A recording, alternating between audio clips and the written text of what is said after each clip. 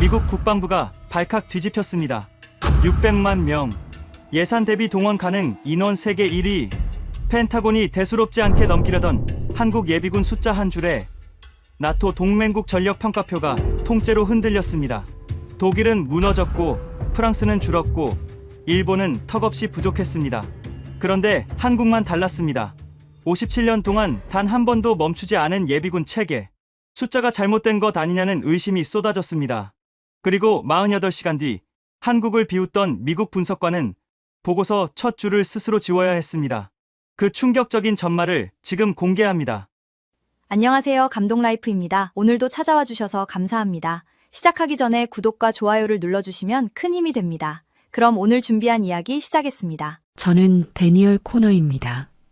랜드 연구소 선임 군사 분석가로 22년을 일했고 전 NSC 동아시아 안보자문위원을 지냈습니다. 이라크전 이후 중동 재건 평가 보고서를 작성했고 아프가니스탄 철수 시나리오를 분석했으며 우크라이나 전쟁 초기 동원 태세 보고서를 펜타곤에 직접 제출한 사람입니다. 동료들은 저를 두고 숫자로 전쟁을 읽는 사람이라고 불렀습니다.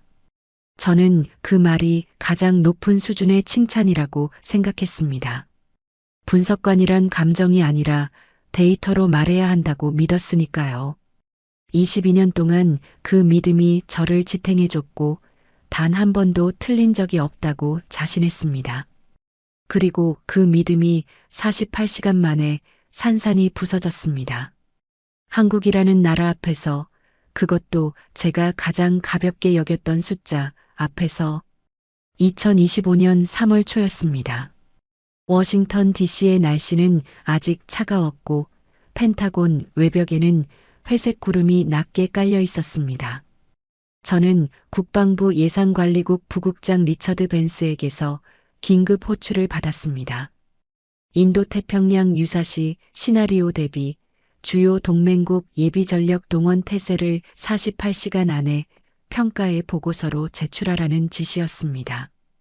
우크라이나 전쟁 이후 나토 각국의 예비전력이 급격히 약화된 현실이 세상에 드러나면서 미국 내부에서도 동맹국 의존도를 전면 재검토해야 한다는 목소리가 높아지고 있던 시점이었습니다. 저는 노트북을 열고 국가별 예비전력 데이터베이스에 접속했습니다. 독일, 프랑스, 일본, 한국 순서로 파일을 열었습니다. 그런데 한국 파일을 여는 순간 숫자 하나에서 손가락이 멈췄습니다. 예비군 600만 명. 저는 그 숫자를 보고 처음엔 입력 오류라고 생각했습니다. 현역 병력 50만 명도 채 안 되는 나라에서 예비군이 600만 명이라는 건 비율상 이해가 되지 않았습니다. 데이터 출처를 확인하니 한국 국방부 공식 통계였습니다. 저는 피식 웃었습니다. 숫자는 숫자일 뿐이었습니다. 연간 훈련 일수 평균 이틀에서 나흘 예비군 관련 예산 비율은 전체 국방비의 1%가 채 안 됐고 장비 현대화율은 현역 대비 30%에도 미치지 못한다는 한몫도 있었습니다. 저는 그 데이터를 훑어보고 한국 예비군 파일을 빠르게 닫으려 했습니다. 진지하게 분석할 가치가 없다는 판단이었습니다. 그때까지만 해도 그랬습니다. 그 판단을 바꾼 건 벤스였습니다. 정확히는 벤스가 회의실에서 뱉은 첫마디였습니다. 48시간이 시작되던 그 오전, 펜타곤 3층 소회의실에 분석관 5명이 모였습니다. 벤스는 늘 그렇듯 창가 자리에 앉아 있었습니다. 검은 양복에 흰 셔츠, 손에는 금색 만년필을 쥐고 손가락 사이로 천천히 돌리고 있었습니다. 제가 처음 그와 만났을 때부터 그 버릇이었습니다. 회의가 시작되면 만년필을 돌리고 누군가의 보고가 마음에 들지 않으면 만년필을 테이블에 조용히 내려놓는 사람이었습니다. 그날 회의실은 창밖 빗소리만 들릴 만큼 조용했습니다. 벤스가 입을 열었습니다. 한국은 빼도 됩니다. 현역 전력만 봐도 우리가 기댈 수 있는 나라가 아닙니다. 예비군은 더 말할 것도 없고요. 그 말이 회의실 공기 속으로 퍼질 때 고개를 끄덕이지 않은 사람이 없었습니다. 저도 마찬가지였습니다. 한국 예비군이라는 항목을 보고서에서 비중 있게 다뤄야 한다고 생각한 적이 22년 동안 단 한 번도 없었으니까요.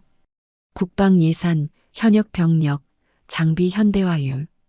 이 세 가지만 보면 어느 나라가 강하고 약한지 언제나 명확했습니다. 그 공식이 틀린 적이 없었습니다. 그래서 저는 그날 밤 한국 예비군 파일을 다시 열면서도 빠르게 훑고 덮을 생각만 하고 있었습니다. 그런데 뭔가가 저를 붙잡았습니다. 아직은 무엇인지 몰랐습니다. 하지만 그 무언가가 이후 48시간 전체를 완전히 바꿔놓았습니다. 저는 그날 밤 사무실에 혼자 남아 데이터를 들여다봤습니다. 형광등 불빛 아래 커피 한 잔이 식어가는 소리도 들릴 만큼 조용한 시간이었습니다. 랜드 연구소 내부망에 접속해 유럽 각국의 예비 전력 붕괴 사례들을 차례로 열었습니다. 독일이 2011년 징병제를 폐지한 뒤 예비군 실질 동원 인원이 어떻게 바뀌었는지, 프랑스가 직업군인 중심 체제로 전환한 이후 국가 동원 능력이 얼마나 줄었는지를 확인하는 작업이었습니다. 숫자들은 명확했습니다. 그리고 그 숫자들 사이에서 한국만이 유독 이상하게 튀어 있었습니다. 줄지 않았습니다. 오히려 늘었습니다. 저는 그 이유를 그때는 알지 못했습니다. 알려고도 하지 않았습니다. 그게 가장 큰 실수였습니다. 파일을 닫으려다 다시 열었습니다. 1968년부터 단 한 번도 예비군 제도를 폐지하거나 축소하지 않은 나라. 냉전이 끝난 뒤 유럽 전체가 병력을 줄이는 동안 오히려 시스템을 고도화시킨 나라. 그 데이터가 화면 속에 조용히 앉아 있었습니다. 저는 그것을 보면서도 여전히 크게 흔들리지 않았습니다. 분단국가의 특수성, 지정학적 압박, 그런 단어들로 간단히 설명할 수 있는 현상이라고 생각했습니다. 그런데 화면 맨 아래 작은 각주 하나가 눈에 걸렸습니다. 1992년 LA 폭동 당시 한인 자체 방어 사례 관련 미 국방부 내부 기록. 저는 그 각주를 클릭하지 않았습니다. 그날 밤은 그냥 노트북을 닫았습니다.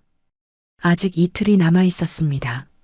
리처드 벤스를 처음 만난 건 7년 전이었습니다. 당시 저는 나토 동맹국 방위비 분담 재조정 관련 보고서를 작성하고 있었고, 벤스는 국방부 예산기획실에서 해당 보고서의 승인권을 쥐고 있었습니다. 첫 만남에서 그는 제 보고서를 단 2페이지만 읽고 돌려보냈습니다. 숫자가 충분하지 않습니다. 그게 그가 한 말의 전부였습니다. 저는 그날 밤을 새워 데이터를 보강했고 다시 제출한 보고서는 통과됐습니다. 그때부터 벤스는 제게 일종의 기준점 같은 존재였습니다. 그가 고개를 끄덕이면 보고서가 맞는 방향이었고, 그가 만년필을 테이블에 내려놓으면 다시 처음부터 생각해야 했습니다. 저는 그 기준을 한 번도 의심해 본 적이 없었습니다. 벤스의 논리는 단순했고 명확했습니다. 전문 직업군인 체제가 징병제 기반 예비군보다 압도적으로 효율적이라는 것이었습니다. 그는 이 주장을 뒷받침하는 데이터를 항상 손에 쥐고 있었습니다. 아프가니스탄에서 미국 특수전 부대 12명이 탈레반 수천 명을 제압한 사례, 이스라엘 정예부대의 훈련단과 대비 전투 성과 분석, 유럽 각국이 징병제를 폐지한 뒤 오히려 작전 효율이 올라간 통계까지. 회의실에서 벤스의 데이터 앞에 반박 논리를 꺼내든 사람은 제가 아는 한 없었습니다. 그의 말은 언제나 숫자로 끝났고, 숫자로 끝나는 말은 반박하기 어렵습니다. 저는 그 문법에 익숙했습니다. 아니, 솔직히는 그 문법에 기대고 있었습니다. 그날 오후 2시 소회의실에서 중간 보고가 시작됐습니다. 벤스는 창가 자리에 앉아 만년필을 돌리고 있었습니다. 저는 스크린에 데이터를 띄우며 주요 동맹국 예비 전력 현황을 설명하기 시작했습니다. 독일이 먼저였습니다. 2011년 징병제 폐지 이후 독일 예비군 실질 동원 가능 인원은 최대치에서 68%가 줄었습니다. 지금 독일이 전시 상황에서 예비군을 소집하면 훈련을 받은 적이 있는 인원 자체가 부족합니다. 벤스가 끼어들었습니다. 그래서 독일은 소수 정예 직업군인 체제로 전환한 겁니다. 그게 현대전의 방향입니다. 저는 그 말을 들으며 고개를 끄덕이면서도 동시에 뭔가가 걸렸습니다.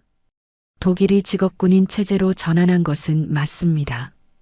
그런데 우크라이나 전쟁이 시작되자 독일이 가장 먼저 꺼낸 카드가 무엇이었습니까? 징병제 제도입 검토였습니다. 2023년 독일 국방장관이 공식적으로 징병제 복원 가능성을 언급했습니다. 체계를 버린 나라가 전쟁이 현실로 다가오자 체계를 되살리려 한 겁니다. 그런데 57년 동안 한 번도 체계를 버리지 않은 나라가 있습니다.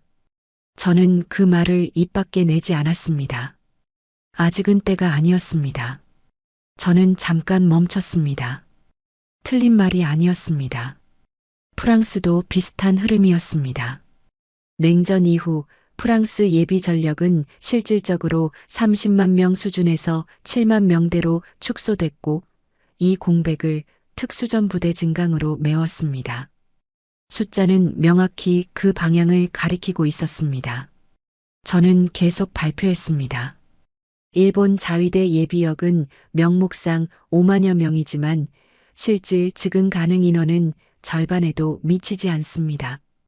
호주는 예비군 규모를 꾸준히 줄이는 대신 특수작전 역량을 강화하는 방향을 택했습니다. 벤스가 고개를 끄덕였습니다. 맞습니다. 현대전은 숫자가 아니라 질입니다. 대규모 예비군은 20세기 전쟁의 유산입니다. 제가 한국 항목으로 넘어가려는 순간 벤스가 먼저 말했습니다. 한국은 특수한 사례니까 별도로 볼 필요 없습니다. 분단국가 특성상 예비군 규모를 유지하는 거지 실질 전투력과는 다른 이야기입니다. 회의실에 있던 분석관들이 동시에 고개를 끄덕였습니다. 저도 고개를 끄덕였습니다. 그게 자연스러운 반응이었습니다. 벤스는 이어서 본론을 꺼냈습니다. 그의 주장은 하나로 수렴됐습니다. 이번 보고서에서 동맹국 예비 전력 평가 기준을 장비 현대화율과 훈련 전문성 두 가지로 단순화하자는 것이었습니다. 그 기준을 적용하면 답은 명확했습니다. 호주, 영국, 일본 순으로 의존도를 높이고 대규모 징병제 기반 예비군 체제는 실질 전력으로 산정하지 않겠다는 방향이었습니다. 한국 예비군이 숫자에서 사실상 지워지는 결론이었습니다. 저는 그 논리에서 반박 지점을 찾지 못했습니다. 데이터가 그 방향을 가리키고 있었고 벤스의 만년필은 여전히 손가락 사이에서 돌아가고 있었습니다. 회의가 끝나고 복도로 나오면서 저는 한 가지 생각만 하고 있었습니다. 이 방향으로 보고서를 마무리하면 됩니다. 쉬운 작업이었습니다. 그런데 사무실로 돌아오는 엘리베이터 안에서 후배 분석관 사라 첸이 저를 붙잡았습니다. 작은 체구에 항상 머리를 단정하게 묶고 다니는 한국계 미국인이었습니다. 코너 선임님, 한국 예비군 관련해서 한 가지 여쭤봐도 될까요? 저는 버튼을 누르며 대답했습니다. 그 항목은 벤스가 정리했습니다. 별도 분석 필요 없어요. 그녀는 잠시 침묵했습니다. 그리고 조심스럽게 말했습니다. 1968년 울진 삼척 사건 자료를 보고 있었는데요. 예비군 창설 직후 실전 기록이 있습니다. 혹시 보셨나요? 저는 엘리베이터 문이 열리자 걸음을 옮기며 짧게 답했습니다. 나중에 봅시다. 그게 그날 제가 사라에게 한 말의 전부였습니다. 나중에 그 말이 얼마나 무책임한 말이었는지 그때는 알지 못했습니다. 사무실로 돌아온 저는 다시 노트북을 열었습니다. 보고서 초안을 잡기 시작했습니다. 벤스의 논리대로 장비 현대화율과 훈련 전문성 두 축으로 동맹국 예비 전력을 분류했습니다. 표를 만들었습니다. 상위권에 호주, 영국, 캐나다, 일본이 들어갔습니다. 한국은 중간 어딘가에 있다가 결국 하단으로 내려갔습니다. 저는 그 표를 보며 한 번도 이상하다는 느낌을 받지 않았습니다. 숫자가 그렇게 말하고 있었으니까요. 그런데 표를 저장하고 파일을 닫으려는 순간 아까 사라첸이 언급했던 각주 하나가 머릿속에 남아 있었습니다. 1968년 울진 삼척 사건, 예비군 창설 직후 실전 기록. 저는 파일을 닫으려던 손을 멈췄습니다. 검색창을 열었습니다. 그냥 확인이나 해보자는 생각이었습니다. 그것이 전부를 바꿨습니다. 사무실로 돌아온 저는 벤스가 쓴 보고서들을 다시 찾아봤습니다. 7년치 분량이었습니다. 그가 각국 예비 전력을 평가한 항목들을 하나씩 열었습니다. 거기서 흥미로운 패턴을 발견했습니다. 벤스의 기준에서 항상 상위권을 차지한 나라들은 하나같이 전문 직업군인 체제를 갖춘 나라들이었습니다. 영국 특수전 부대, 미국 델타포스, 호주 SASR. 그 나라들은 소수이지만 극도로 높은 수준의 전투력을 갖췄습니다. 벤스의 논리는 그 방향에서 완벽했습니다. 그런데 저는 그날 밤 다른 질문을 던졌습니다. 전쟁이 길어지면 어떻게 됩니까? 소수 정예가 소진된 뒤에는 누가 있습니까? 우크라이나가 그 질문의 답을 실시간으로 보여주고 있었습니다. 훈련된 예비 전력이 없으면 전쟁은 민간인이 총을 들어야 하는 방식으로 흘러갑니다. 저는 그 사실을 알고 있으면서도 22년 동안 한 번도 그 질문을 보고서에 담지 않았습니다. 벤스가 원하지 않는 방향이었으니까요. 그것도 저의 실수였습니다. 다음 날 아침이었습니다. 저는 이른 시간부터 자리에 앉아 있었습니다. 전날 밤 검색창에 입력했던 단어들이 머릿속에서 지워지지 않았기 때문입니다. 사무실 창밖으로 워싱턴 DC의 아침 하늘이 차갑게 펼쳐져 있었습니다. 커피 한 잔을 손에 쥐고 데이터베이스를 다시 열었습니다. 이번엔 벤스의 논리를 검증하는 방향이었습니다. 그의 주장이 옳다면 징병제를 폐지하고 직업군인 체제로 전환한 나라들의 실전 성과가 실제로 더 높아야 했습니다. 저는 데이터를 꺼냈습니다. 독일이 먼저였습니다. 2011년 징병제 폐지 이후 독일은 소수 정예 직업군인 체제로 전환했습니다. 국방부 내부 추산으로 독일의 실질 즉응 가능 예비 전력은 현재 7만 명 수준입니다. 인구 8,400만 명의 나라에서 유사시 추가 동원 가능한 훈련된 예비 병력이 7만 명. 저는 그 숫자를 3번 확인했습니다. 벤스의 논리대로라면 이 7만 명이 전통적 징병제 예비군 수십만 명보다 효율적이어야 했습니다. 그런데 데이터는 다른 것을 보여주고 있었습니다. 2022년 러시아가 우크라이나를 침공한 직후 독일은 자국 군대를 어떤 방식으로도 신속히 증강할 수 없다는 사실이 공개적으로 확인됐습니다.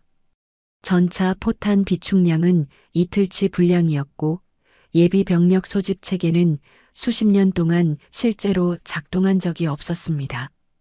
독일 국방장관이 직접 의회에서 인정한 내용이었습니다. 우리는 준비되지 않았습니다. 그 말이 공식 기록에 남아 있었습니다. 저는 그 문장을 읽으며 잠시 멈췄습니다.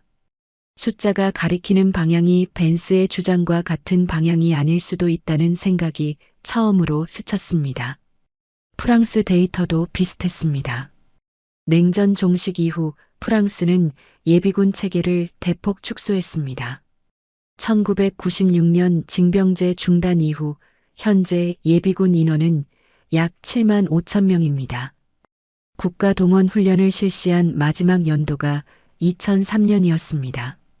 프랑스 정부 자체 내부 감사 보고서에는 2020년 기준 예비군 중 실제 전투 훈련을 최근 3년 내에 받은 비율이 31%에 불과하다는 항목이 있었습니다.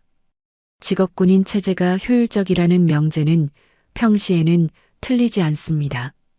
그런데 전쟁은 평시에 하는 게 아닙니다.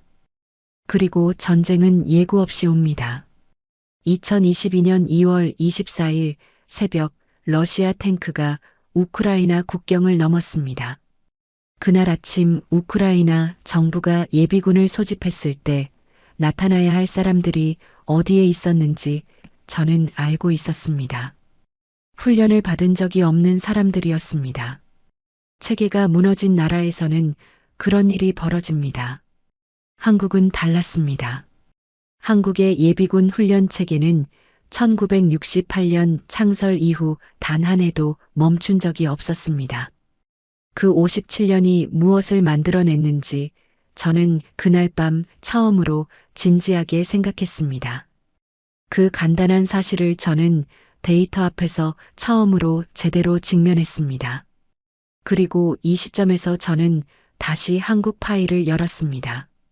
한국의 숫자들이 화면을 채웠습니다. 예비군 600만 명. 1968년 창설 이후 57년간 단 한 해도 예비군 훈련 체계를 중단한 적이 없었습니다.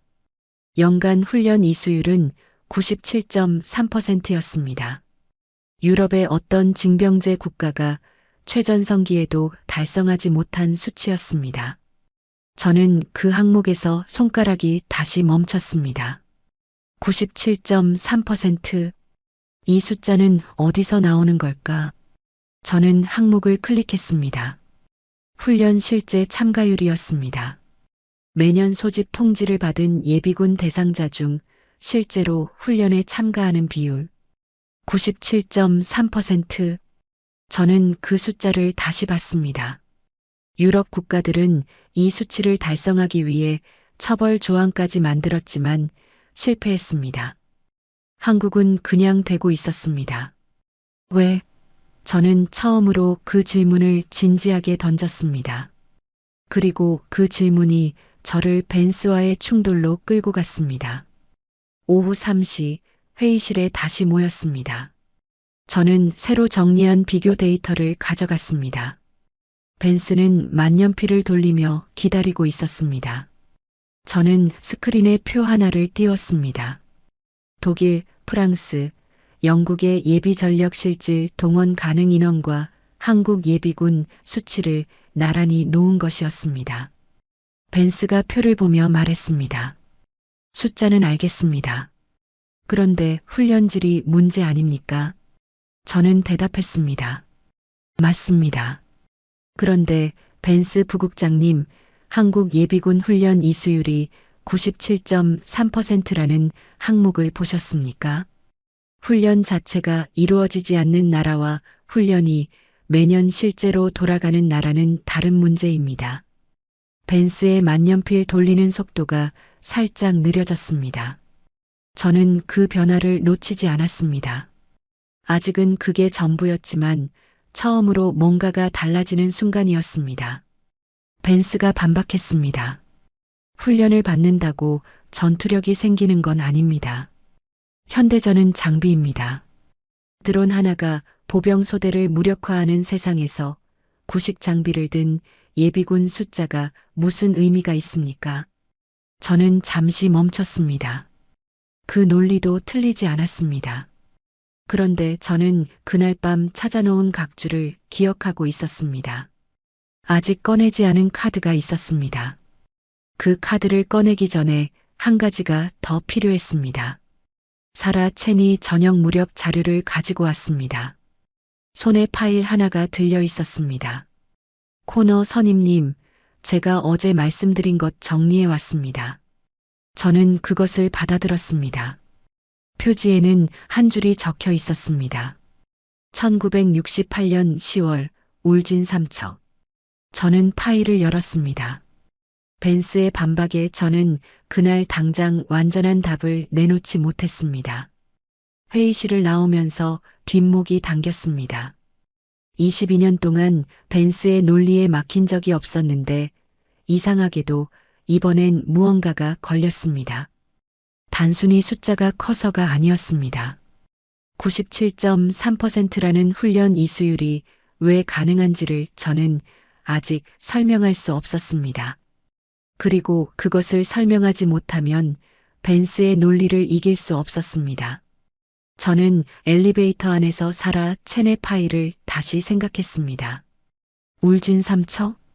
숫자가 아니라 사람의 이야기가 담겨 있는 파일이었습니다. 저는 그게 뭔지 아직 몰랐습니다. 하지만 그날 밤 그 파일을 열어야 한다는 것만큼은 알고 있었습니다.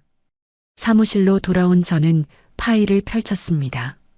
1968년 10월 30일 북한 무장공비 120명이 울진과 삼척 해안선을 통해 침투했습니다. 15명씩 8개 조로 편성된 정예 게릴라 부대였습니다. 평양에서 3개월간 유격 훈련을 받은 인원이었습니다. 당시 한국 예비군이 창설된 것은 불과 그해 4월, 6개월도 채 되지 않은 시점이었습니다. 그 예비군이 실전에 투입됐습니다. 저는 계속 읽었습니다. 58일간 계속된 소탕 작전 결과 침투한 120명 중 113명이 사살되고 7명이 생포됐습니다. 단 한 명도 복귀하지 못했습니다. 그 작전에 예비군이 투입됐고 예비군 6명이 전사했습니다. 저는 그 숫자에서 잠시 멈췄습니다. 창설 6개월 된 예비군이 3개월 유격 훈련을 받은 북한 정예 게릴라를 상대로 한 실전 기록이었습니다. 다음 날 아침 10시 벤스가 전체 분석관 회의를 소집했습니다. 보고서 최종 방향을 확정하는 자리였습니다. 저는 그 자리에 사라 첸이 준비한 자료를 가져갔습니다. 회의실에는 분석관 6명이 앉아 있었습니다. 벤스는 창가 자리에 앉아 만년필을 돌리고 있었고 회의 시작 전부터 표정이 단단하게 굳어 있었습니다. 그는 오늘 안에 보고서 방향을 정리하고 싶다는 의지를 숨기지 않았습니다. 저는 스크린에 자료를 띄우며 말했습니다. 벤스 부국장님, 어제 제기하신 질문에 대한 답이 있습니다. 장비가 아니라 사람 자체가 전투력이라는 것을 보여주는 사례입니다. 벤스의 시선이 스크린으로 향했습니다. 저는 1968년 울진 삼척 무장공비 침투 사건의 데이터를 꺼냈습니다. 북한 무장공비 120명, 평양에서 3개월 유격 훈련을 받은 정예 게릴라 부대, 그리고 이들을 상대한 한국 측 전력 중에 예비군이 포함돼 있었습니다. 한국 예비군이 창설된 지 불과 6개월이 채 되지 않은 시점이었습니다.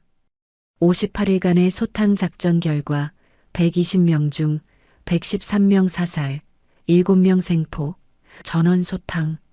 벤스가 말했습니다. 국군과 경찰이 주도한 작전 아닙니까? 예비군만의 성과가 아니죠. 저는 대답했습니다. 맞습니다. 그런데 창설 6개월 된 예비군이 그 작전에 실제로 투입됐고 전사자도 냈습니다.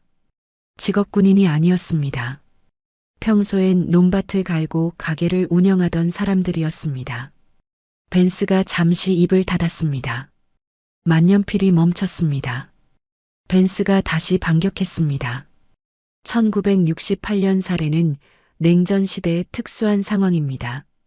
전시에 준하는 긴장이 상시 유지되던 분단 국가의 특수성이죠. 현대전에 적용할 수 있는 사례가 아닙니다. 저는 그 말을 예상하고 있었습니다. 그래서 다음 자료를 준비해뒀습니다. 냉전 시대의 이야기를 하시는 거라면 냉전이 끝난 뒤의 사례도 있습니다. 저는 스크린을 넘겼습니다. 회의실 안이 조용해졌습니다. 1992년 4월 29일 미국 로스앤젤레스. 화면에 그 날짜가 떴습니다.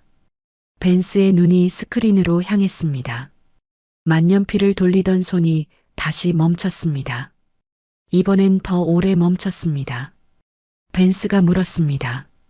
LA 폭동이 한국 예비군과 무슨 관계입니까? 저는 대답했습니다. 직접적인 관계가 있습니다.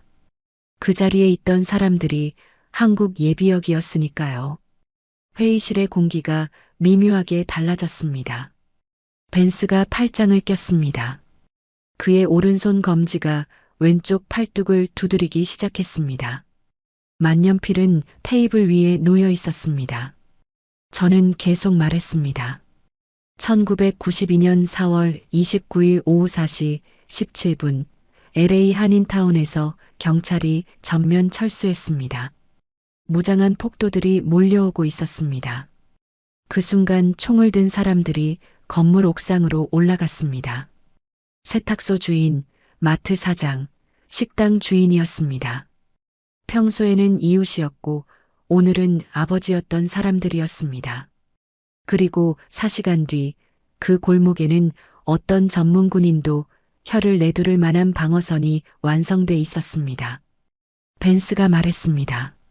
민간 소요 사태를 군사적 예비 전력 평가에 적용하는 건 논리적 비약입니다.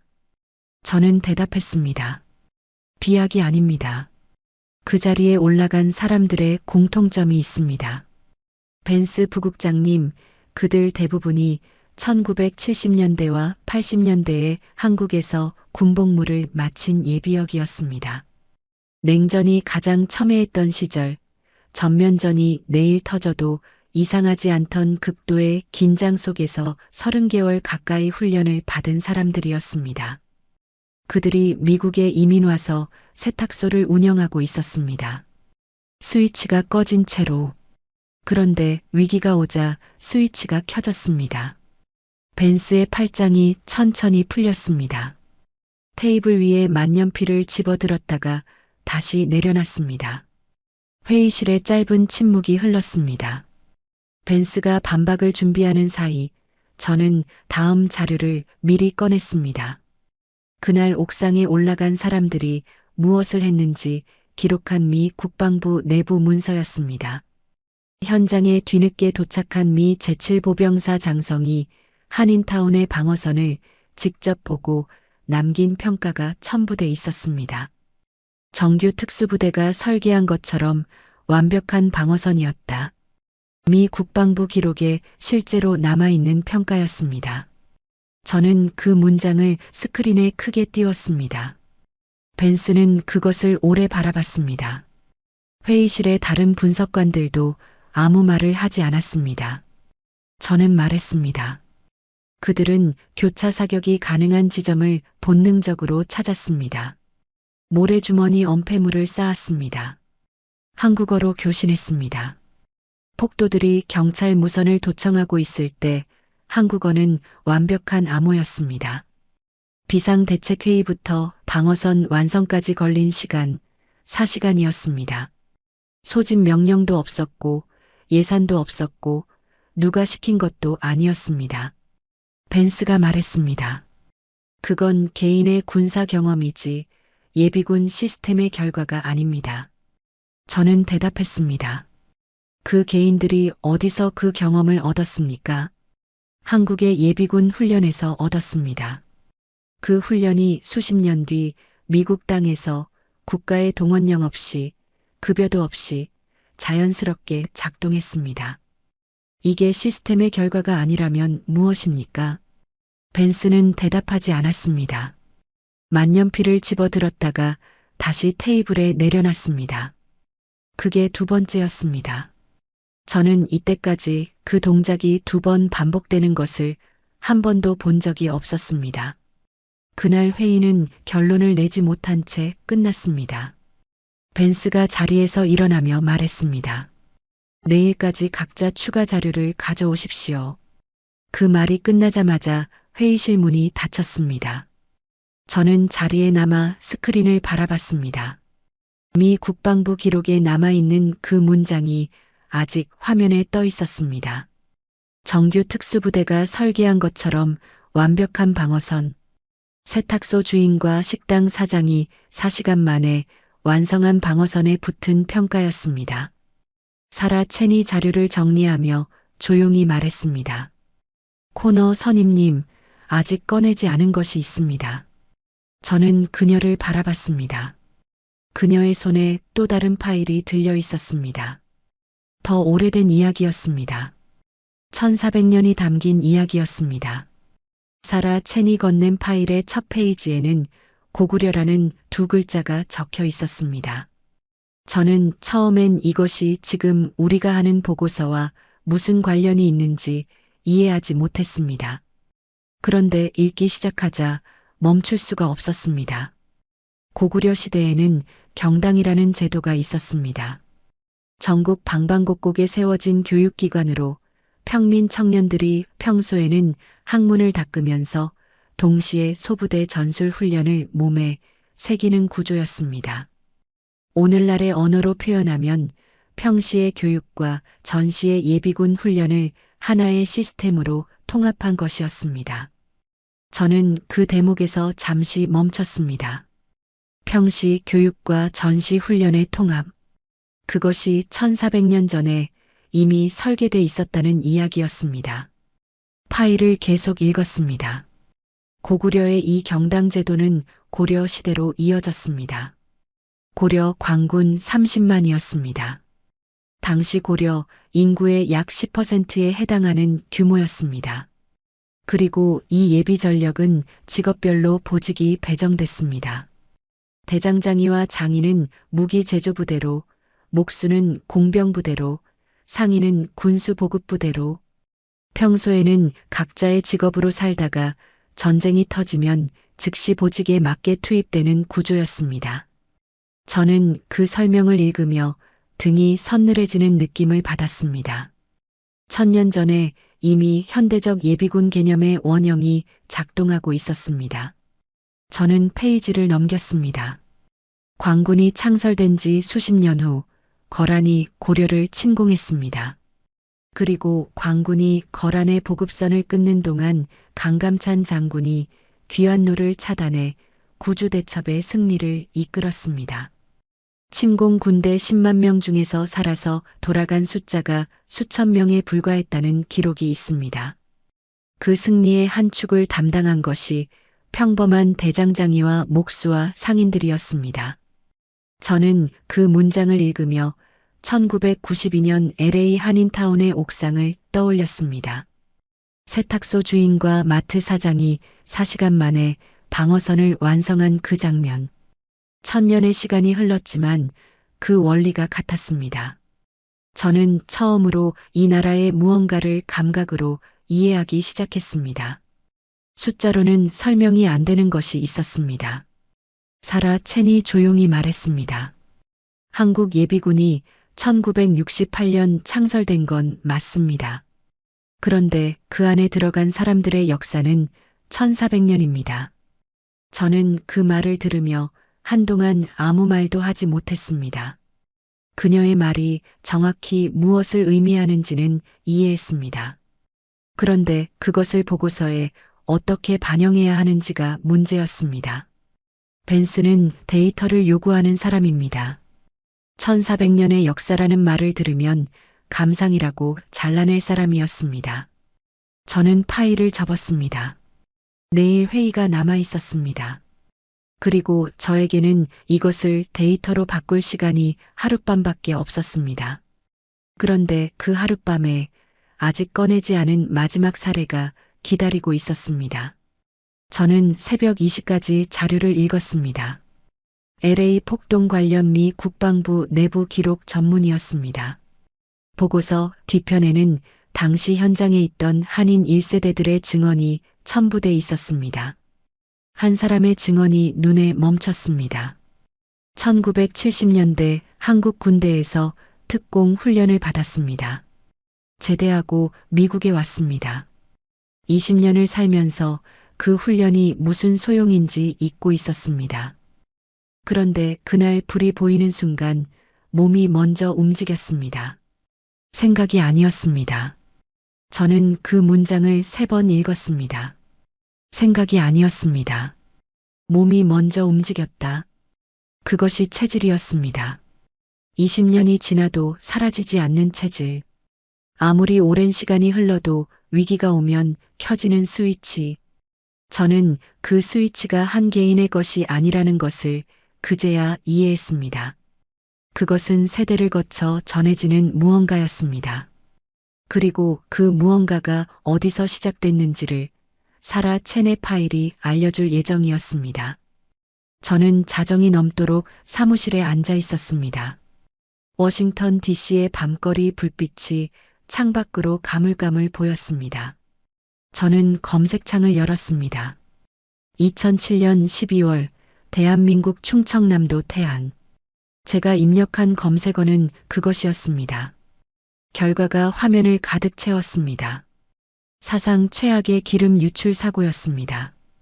유조선이 좌초되면서 충청남도 해안선을 따라 수만 톤의 원유가 쏟아졌습니다. 바다가 검게 물들었습니다. 해안선이 통째로 오염됐습니다. 그리고 그 다음 문장을 읽는 순간 저는 손에 쥐고 있던 커피잔을 천천히 내려놨습니다. 사고 발생 후 한 달 동안 자원봉사자 123만 명이 현장에 모였습니다. 국가 소집령이 없었습니다. 공식 조직도 없었습니다. 라디오와 방송을 들은 사람들이 스스로 움직였습니다. 123만 명이.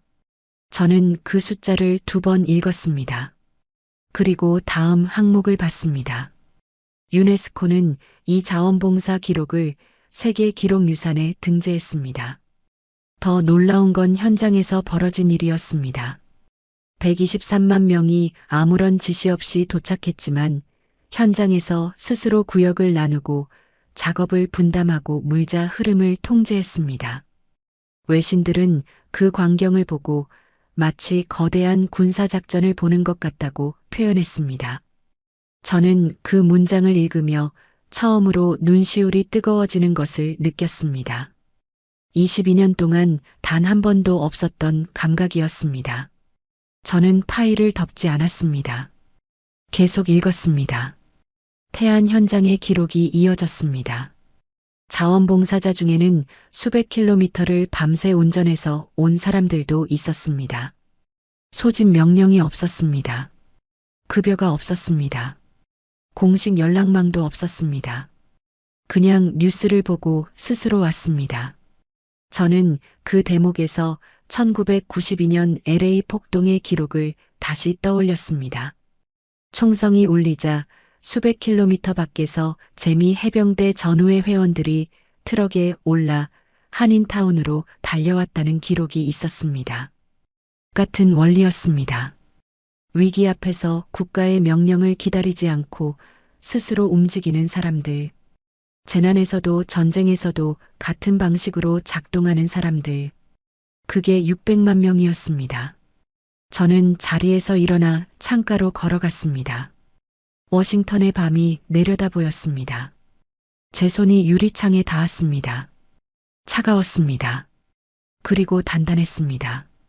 무언가가 그 안에 박혀 있는 것 같았습니다. 사라 첸이 보내온 마지막 자료 항목이 하나 더 있었습니다. 저는 노트북으로 돌아가 그것을 열었습니다. 폴란드 국방부 동유럽 예비전력 벤치마킹 현황 보고서였습니다. 2022년 러시아의 우크라이나 침공 이후 폴란드를 비롯한 동유럽 국가들이 빠르게 예비군 체계를 재건하려 했습니다. 그런데 그 과정에서 가장 많이 참고한 나라가 어디였는지 명시돼 있었습니다. 대한민국이었습니다. 폴란드 국방부 대표단이 한국을 방문해 예비군 훈련 체계를 직접 시찰했다는 기록이 있었습니다. NATO 회원국들이 수십 년 동안 포기해온 것을 한국은 지키고 있었고 그것이 이제 유럽에서 배우려 오는 모델이 됐습니다. 저는 그 항목을 읽으며 벤스에게 내일 할 말이 완성됐다는 것을 알았습니다. 새벽 1시가 넘어 있었습니다. 저는 보고서 초안을 다시 열었습니다. 한국 예비군 항목을 하단에서 끌어올렸습니다. 데이터를 다시 배치했습니다. 숫자만으로 설명이 안 되는 부분에는 실제 사례들을 붙였습니다. 1968년 울진 삼척, 1992년 LA, 2007년 태안, 그리고 2022년 이후 동유럽의 흐름. 숫자와 역사가 같은 방향을 가리키고 있었습니다. 저는 그 보고서를 저장했습니다. 내일 벤스 앞에 이것을 펼칠 것이었습니다. 그리고 이번엔 만년필이 테이블에 내려앉는 소리를 들을 것이라는 확신이 있었습니다. 하지만 진짜 충격은 그 다음이었습니다. 벤스가 예상보다 훨씬 강하게 버텼습니다. 마지막 날 오전 11시였습니다. 48시간의 마지막 회의가 시작됐습니다. 벤스는 평소와 달리 일찍 자리에 앉아 있었습니다. 만년필은 테이블 위에 놓여 있었고 손가락으로 돌리고 있지 않았습니다. 저는 그것을 보자마자 오늘이 어제와 다른 자리라는 것을 직감했습니다. 분석관들이 자리를 채웠습니다. 저는 스크린에 보고서를 띄웠습니다. 그리고 말했습니다. 벤스 부국장님, 어제 제기하신 논점에서 시작하겠습니다. 현대전은 장비라고 하셨습니다. 맞습니다. 그런데 장비를 다루는 건 사람입니다. 그리고 그 사람이 위기 앞에서 국가의 명령 없이 스스로 작동할 때 그 나라의 실질 전투력은 공식 통계보다 훨씬 큽니다.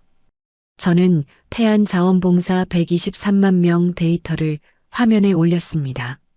벤스가 그 숫자를 바라봤습니다. 벤스가 말했습니다. 재난 대응과 전쟁 수행은 다릅니다. 저는 대답했습니다. 맞습니다. 그런데 자발적으로 움직이는 체계 자체는 같습니다. 벤스 부국장님, 폴란드 국방부가 한국 예비군 훈련 체계를 벤치마킹하러 직접 방문했습니다.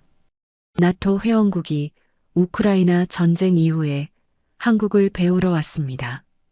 우리 동맹국들이 이미 답을 내리고 있습니다. 벤스의 오른손이 테이블 위 만년필을 집어들었습니다. 그리고 다시 내려놨습니다. 세 번째였습니다. 저는 22년 동안 그것이 3번 반복되는 것을 본 적이 없었습니다. 회의실 안이 조용해졌습니다. 다른 분석관들도 말을 안 했습니다. 시계 초침 소리만 들릴 만큼 조용했습니다. 벤스가 천천히 입을 열었습니다. 코너, 한 가지만 묻겠습니다. 그 600만 명이 실제 유사시에 얼마나 동원될 수 있다고 봅니까? 저는 대답했습니다. 공식 추산으로 실질 지금 가능 병력은 최소 80만에서 100만 명입니다. 그런데 더 중요한 건 그 숫자가 아닙니다. 그 사람들이 소집을 기다리지 않는다는 겁니다. LA에서 그것이 증명됐고 태안에서 그것이 증명됐습니다. 국가가 움직이기 전에 사람들이 먼저 움직입니다. 그 속도를 어떤 예비군 체계도 흉내내지 못합니다. 벤스는 오랫동안 아무 말도 하지 않았습니다. 5초, 10초, 15초. 창밖에서 워싱턴 DC의 오전 햇살이 유리창을 가로질렀습니다. 벤스가 마침내 말했습니다. 보고서 방향을 바꿉시다. 코너, 당신이 주도해서 다시 써주시오. 저는 그 말을 듣고 잠시 멍했습니다. 벤스가 먼저 방향을 바꾸자고 한 것은 7년 동안 처음이었습니다. 그가 만년필을 들어 테이블 위에 단단하게 내려놓았습니다. 이번엔 내려놓는 소리가 났습니다.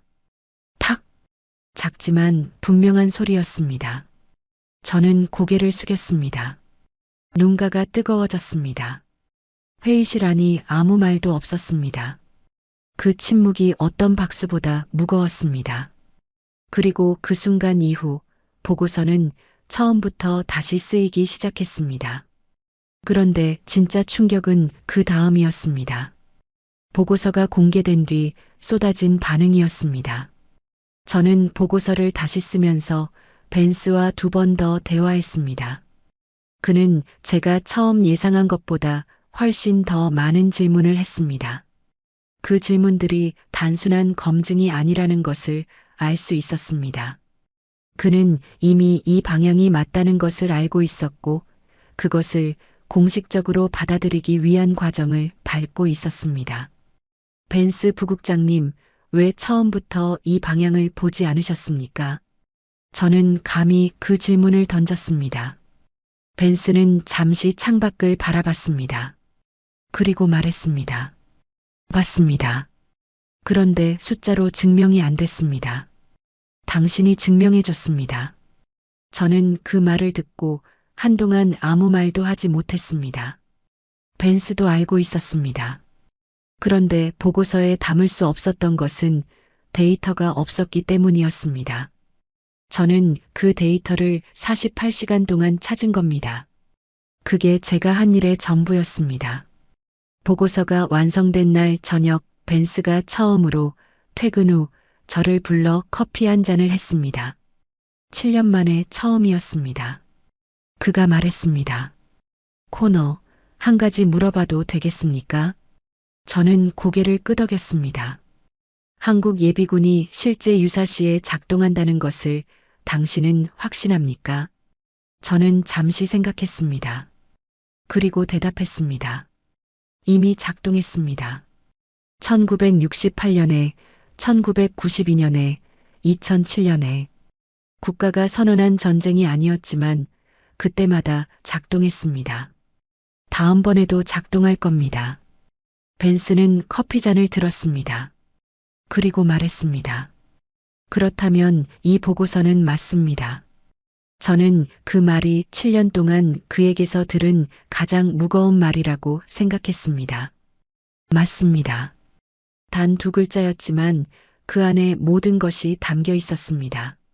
저는 그날 밤 혼자 사무실로 돌아와 창가에 서 있었습니다. 워싱턴 DC의 불빛이 내려다 보였습니다. 어딘가에서 지금 이 순간도 수십만 명의 사람들이 지하철에서 졸고 있을 겁니다. 한국의 지하철에서 넥타이를 늘어뜨리고 이어폰을 꽂고 피곤한 몸으로 그 사람들 중 많은 수가 예비군 훈련을 마친 예비역입니다. 스위치가 꺼진 채로 앉아 있습니다. 저는 그 장면을 상상하며 처음으로 어떤 감정을 느꼈습니다. 경외감이었습니다. 아무도 강요하지 않는데, 아무도 보상을 주지 않는데 그 체계가 57년 동안 멈추지 않고 작동하고 있다는 것에 대한 경외감이었습니다. 저는 22년 동안 한 번도 그 나라를 그런 시선으로 바라본 적이 없었습니다. 보고서가 나토 안보 채널에 공유되자 반응이 쏟아졌습니다. 가장 먼저 폴란드였습니다. 폴란드 국방부 예비전력 담당관 안드레이 코왈스키가 직접 연락해 왔습니다.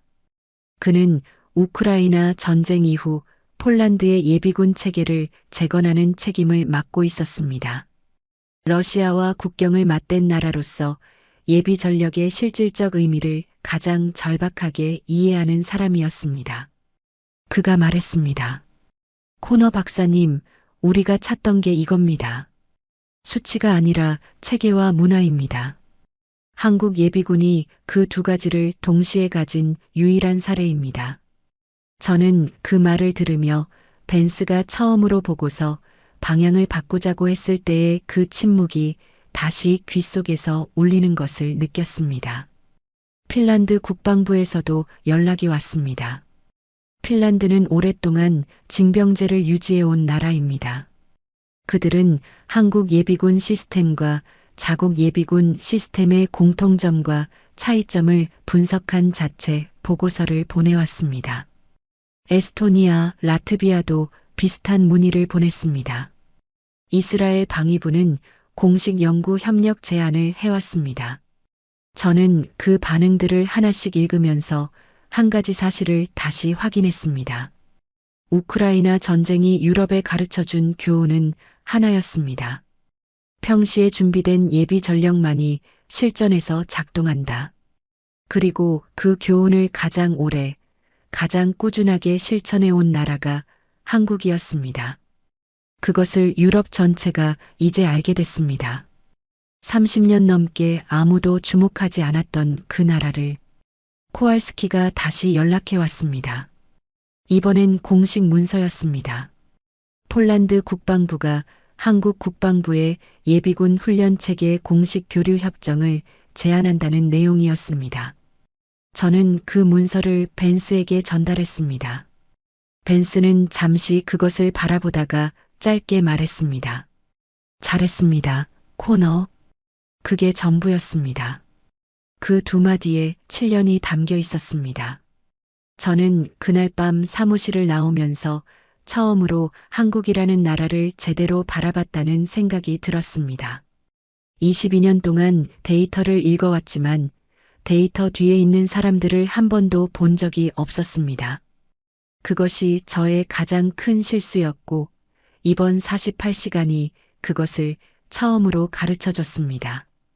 저는 이 이야기를 공개적으로 꺼내는 것이 오랫동안 망설였습니다.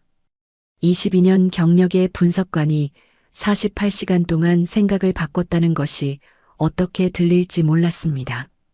그런데 이제는 그 망설임이 오히려 이 이야기를 해야 하는 이유라고 생각합니다.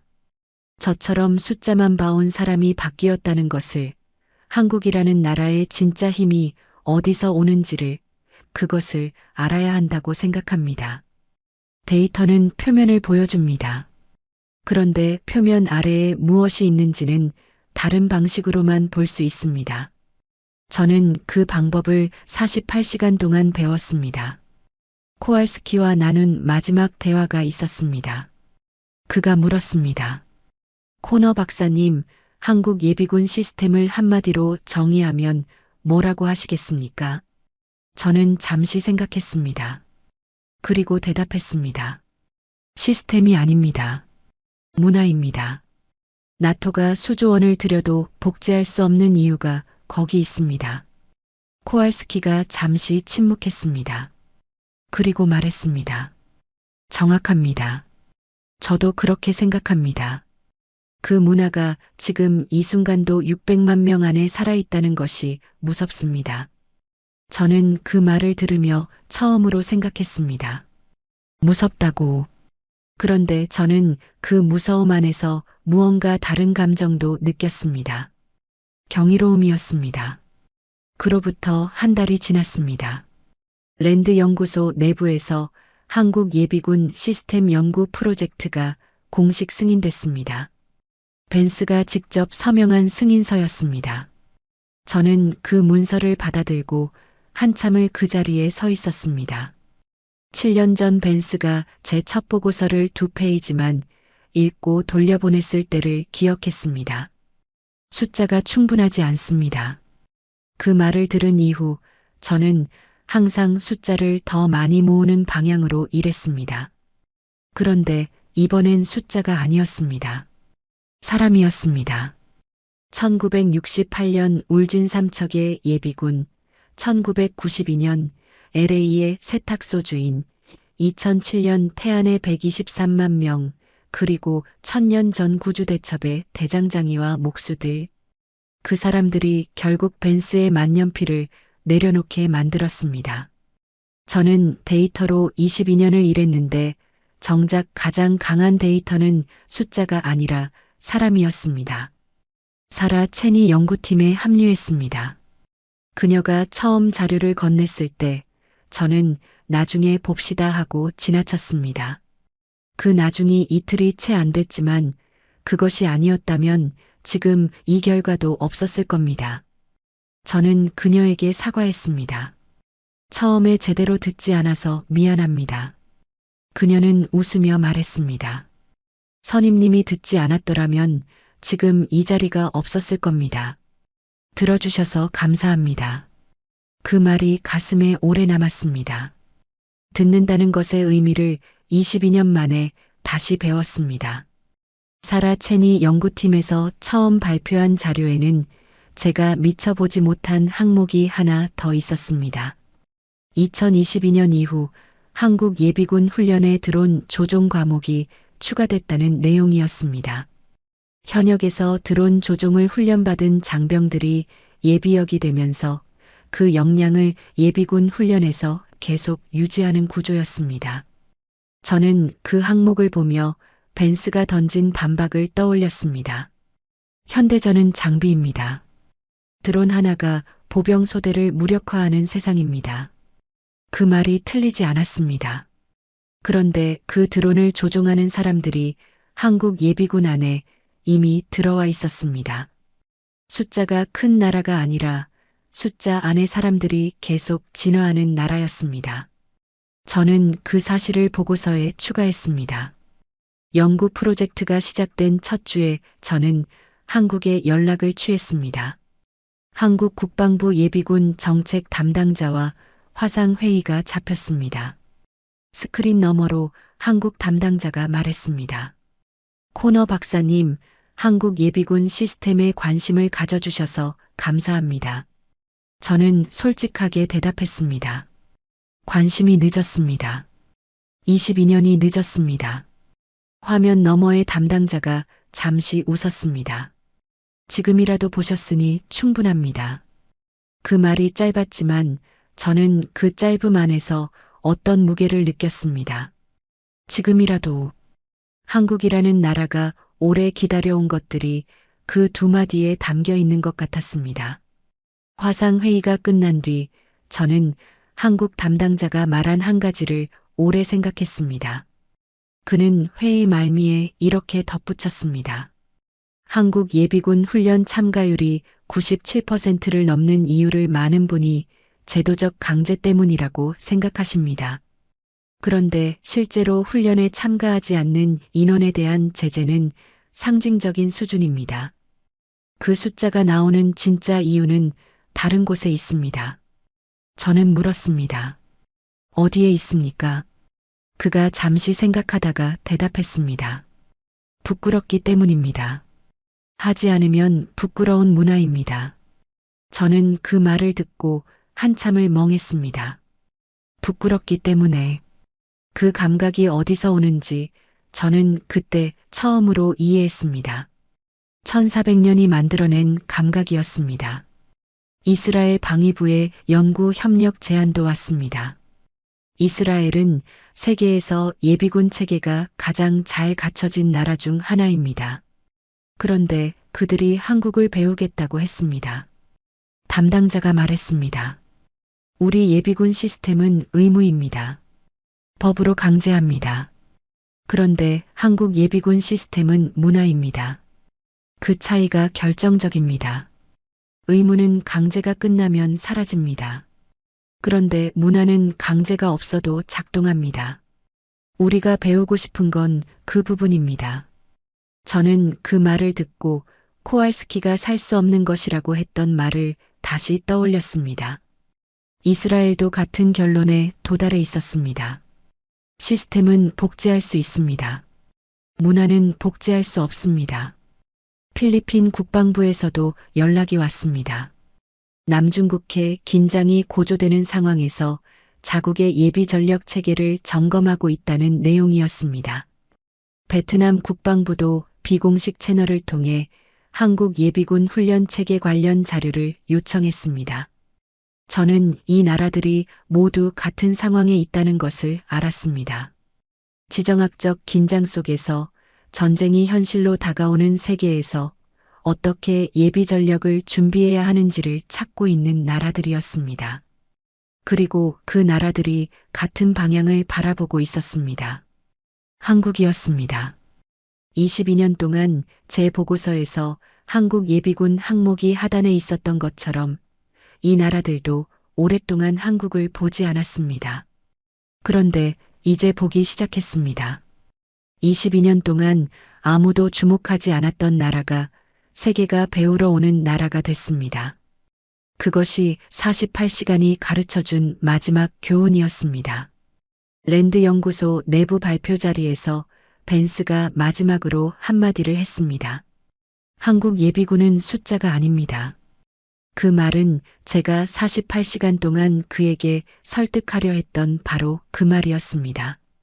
그가 그 말을 직접 하는 것을 들으며 저는 아무 말도 하지 않았습니다. 그냥 고개를 끄덕였습니다. 그것으로 충분했습니다. 22년 동안 그의 기준으로 보고서를 써온 저에게 그 한마디는 가장 긴 여정의 끝처럼 느껴졌습니다. 저는 지금도 그 48시간을 자주 떠올립니다. 벤스가 만년필을 테이블에 내려놓는 소리, 사라체니 파일을 건네던 조심스러운 손, 자정이 넘도록 불이 켜진 워싱턴 DC 사무실 창밖에 차가운 하리. 그 기억들이 선명하게 남아 있습니다.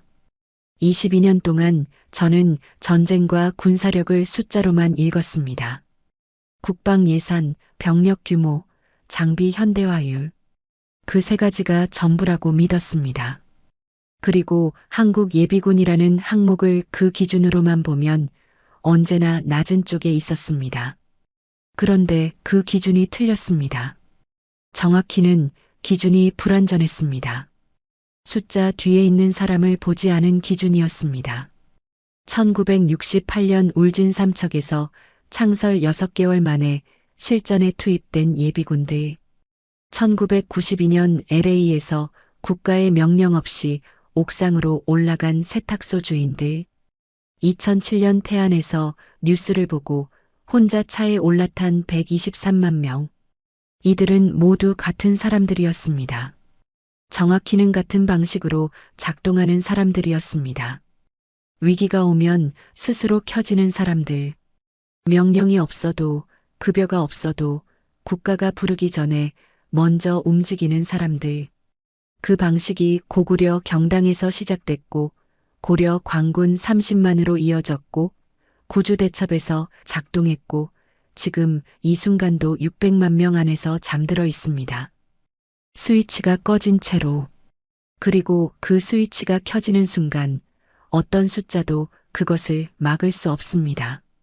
코왈스키가 마지막으로 보내온 메시지가 있었습니다. 코너 박사님, 우리는 예비군을 재건하려고 합니다. 그런데 지금 알고 있습니다. 시스템은 만들 수 있습니다. 그런데 문화는 만들 수 없다는 것을. 한국이 가진 것은 우리가 살 수 없는 것입니다. 저는 그 메시지를 오래 바라봤습니다. 살 수 없는 것, 수조 원을 들여도 복제할 수 없는 것. 그것이 1400년 동안 이 땅에서 단 한 세대도 끊기지 않고 이어져 온 것이었습니다. 낮에는 논밭을 갈고 밤에는 총을 잡던 사람들의 후손. 세탁소 앞치마를 두르다가 위기가 오면 옥상으로 올라가는 사람들.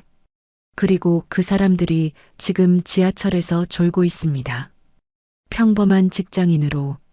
스위치가 꺼진 채로. 제가 이 이야기를 마무리하면서 한 가지를 더 고백해야 합니다. 보고서가 완성되고 며칠 뒤 저는 혼자 한국 대사관에서 주최하는 행사에 참석했습니다. 작은 문화 행사였습니다. 그날 입장할 때 안내 직원이 저에게 한국어로 인사를 건넸습니다. 어서 오세요. 저는 그 말을 들으며 잠시 멈췄습니다. 그 사람이 20년 후 위기가 오면 스위치가 켜질 사람인지를 생각했습니다. 아마 그럴 겁니다. 그 평범한 인사 뒤에 1400년이 있다는 것을 저는 이제 알고 있습니다. 숫자로는 볼 수 없는 것들이 있습니다. 저는 22년이 지나서야 그것을 배웠습니다. 건드리면 1400년이 깨어나는 나라. 대한민국이 그 나라입니다. 저는 22년 동안 그것을 몰랐습니다. 그리고 48시간 만에 배웠습니다. 분석관으로서 제 인생에서 가장 부끄러운 사실이고 동시에 가장 소중한 수업이었습니다. 숫자는 현재를 보여줍니다. 그런데 어떤 나라의 진짜 힘은 역사에서 옵니다. 저는 현재만 봤습니다. 역사는 보지 않았습니다. 22년이 지나서야 그 사실을 알았습니다. 지금이라도 알아서 다행이라고 생각합니다. 그리고 아직도 늦지 않았다고 생각합니다. 왜냐하면 그 1400년은 지금도 진행 중이니까요. 저는 22년 동안 그것을 몰랐습니다. 그리고 48시간 만에 배웠습니다. 분석관으로서 제 인생에서 가장 부끄러운 사실이고 동시에 가장 소중한 수업이었습니다. 지금이라도 알아서 다행입니다. 그 이야기를 지금 여러분께 드립니다. 이 이야기가 자랑스러우셨다면 구독과 좋아요를 눌러주시면 한국의 위상이 널리 알려집니다. 한국 최고 댓글로 한국을 응원해주세요. 지금까지 감동 라이프였습니다. 감사합니다.